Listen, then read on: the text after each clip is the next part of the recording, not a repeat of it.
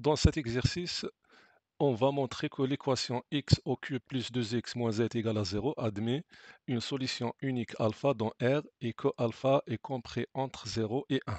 D'abord, on pose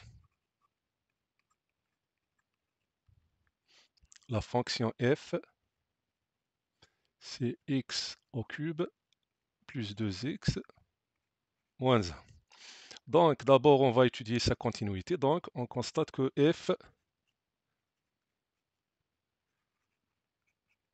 est continu sur R. Pourquoi? Car il s'agit d'un polynôme. Donc, f, c'est un polynôme.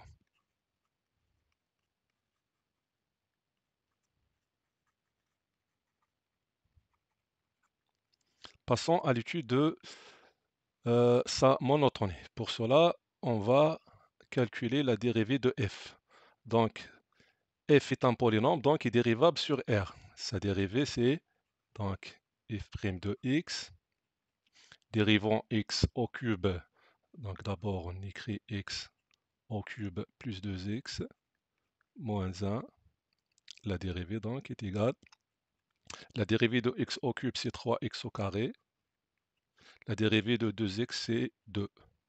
Donc, puisqu'on a x au carré toujours positif, donc ça est strictement positif. Alors, puisque la dérivée est positive, strictement positif, alors f est strictement croissante sur R. Donc maintenant, on a f est continu et strictement croissante sur R.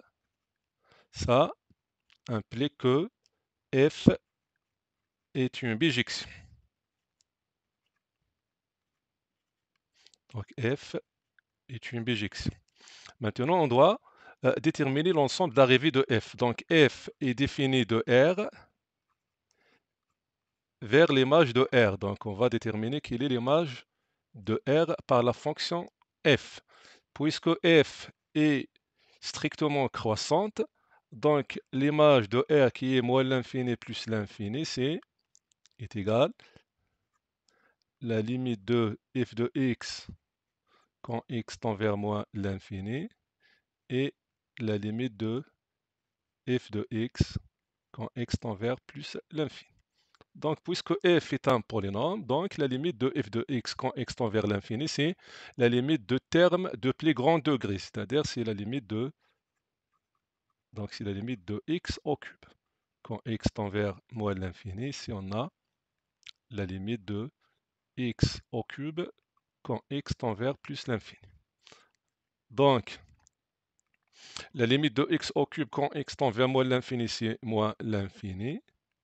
La limite de x au cube quand x tend vers plus l'infini, c'est plus l'infini. Donc, comme ça, on arrive à que l'image ou bien l'image de R par la fonction f, c'est R. Donc, f est défini de R vers R. Donc, R, c'est l'ensemble d'arrivées. Et puisque l'ensemble d'arrivées contient 0, donc, et f est une bijection, donc il existe un unique élément qui est alpha, qui appartient à R, tel que f de alpha est égal à 0. Donc, à ce moment-là, on a déterminé alpha qui est unique, qui appartient à R, avec f de alpha, c'est-à-dire l'image de alpha est égale à 0. Mais nous n'avons pas à encadrer alpha entre 0 et 1. Donc, il nous reste de bien encadrer l'élément alpha. Pour cela, on va, donc pour montrer que alpha est compris entre 0 et 1, on va calculer les images de 0 et 1. Donc, commençons par l'image de 0. F de 0, donc remplaçons x par 0, on obtient moins 1. L'image de 1, de même, remplaçons x par 1, on obtient 1 moins 1, c'est 0, donc c'est 2. Donc on constate bien que f de 0 fois f de 1 est inférieur. C'est-à-dire que f de 0 et f de 1 ont des signes qui sont différents. Donc, d'après le théorème des valeurs intermédiaires, on déduit que,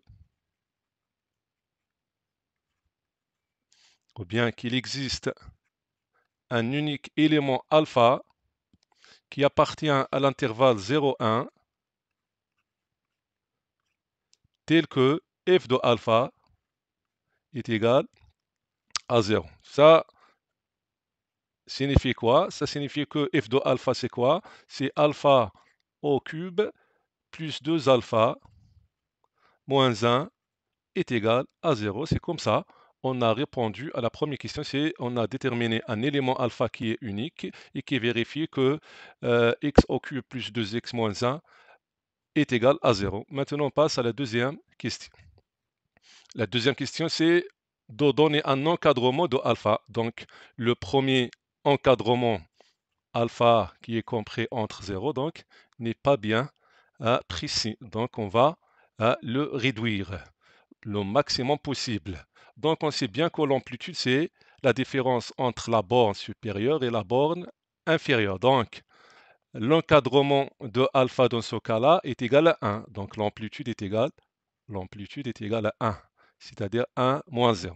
Mais l'amplitude demandée dans sa question, c'est 0,20, 0,25. C'est pour cela qu'on va procéder par la dichotomie. Donc, on va prendre par exemple C1, c'est le centre de l'intervalle 0,1. Donc, on va calculer ce centre-là. On sait bien que le centre est égal à la borne inférieure qui est 0, plus la borne supérieure qui est 1, divisé par 2. Donc, est égal 1 sur 2. Et on va calculer l'image de ce centre, c'est-à-dire f de 1 sur 2. Donc, on va remplacer x par 1 sur 2. Donc, on obtient 1 sur 2 au cube, plus 2 fois 1 sur 2, moins 1. Et nous donne combien? 1 au cube, c'est 1. 2 au cube, c'est 8. 2 fois 1 demi, donc simplifiant 2, il nous reste 1 moins 1. Donc, sont opposés. Alors, il nous reste 1 sur 8, qui est positif. Maintenant, on va comparer l'image de C1, c'est-à-dire le centre de l'intervalle, avec l'image de 0 et l'image de 1, puisque f de C1 qui est 1 demi, donc puisque l'image de 1 demi est positif, donc on va prendre l'image qui est négative. Donc nous allons voir quelle est l'image négative. Est-ce que c'est l'image de 0 ou bien de 1?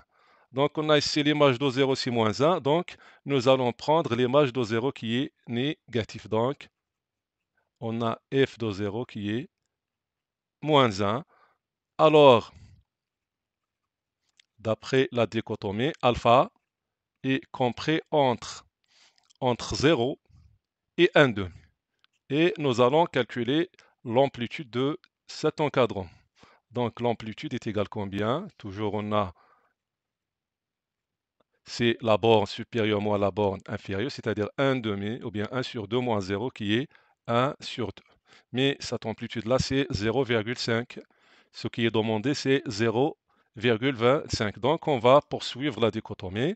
On va déterminer le deuxième centre, C2, qui est le centre de l'intervalle qui est 0, 1 demi. Donc toujours le milieu, c'est la borne, c'est la somme des deux bornes, c'est-à-dire 1 demi plus 0, divisé par 2, qui nous donne 1 sur 4. Et de même, nous allons calculer l'image de 1 sur 4. On va remplacer x par 1 sur 4, donc 1 sur 4 au cube, plus 2 fois 1 sur 4, moins 1. Ça nous donne combien? 1 au cube, c'est 1. 4 au cube, c'est 4 fois 4, 16 fois 4, c'est 64. Plus 2 fois 1 sur 4, on va réduire par 2, donc il nous reste 1 sur 2. Moins 1, réduire au même dénominateur qui est 64. Donc il nous reste 1. Multiplions 2 fois 32, donc 1 fois 32. Moins 1 fois 64 qui est moins 64. Donc il nous reste 32 moins 64, c'est moins 32, plus 1, c'est moins 31 sur 64. Ce qui nous concerne, c'est son signe qui est négatif. Donc nous allons choisir avec l'image de 1 sur 4, l'image qui est positive, car f de 1 sur 4 est négatif.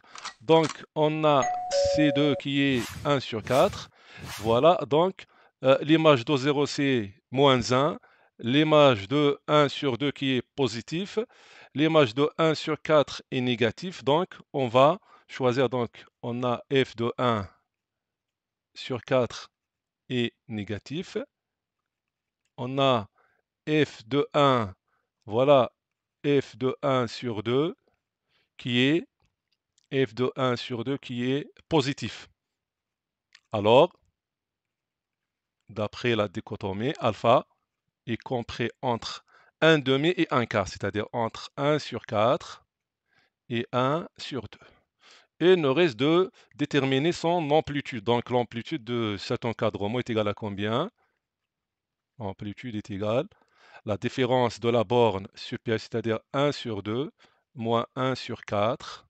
Donc c'est 2 sur 4 moins 1 sur 4 est égal à 1 sur 4 qui est 0,20, 0,25. Donc c'est l'amplitude demandée. Alors, l'encadrement demandé dans cette question, c'est que alpha est compris entre 1 sur 4 et 1 demi. Donc, il nous reste ici l'interprétation géométrique. Que signifie alpha compris 1 sur 4 et 1 sur 2? Ça signifie quoi? Ça signifie que la courbe de la fonction f coupe l'axe des abscisses. Donc, supposons qu'on a le repère, donc on a l'origine O, on a alpha qui est compris entre, supposons que ça c'est 1, donc ici on a 1 demi, 1 quart c'est la moitié, ici 1 quart, donc alpha est situé entre 1 quart et 1 demi, donc alpha existe ici. Alors la courbe, puisque la fonction est croissante, donc la courbe CF va couper l'axe des abscisses dans le point d'abscisse qui est alpha, ou bien dans le nombre alpha. C'est comme ça on a terminé cet exercice. Assalamu alaikum.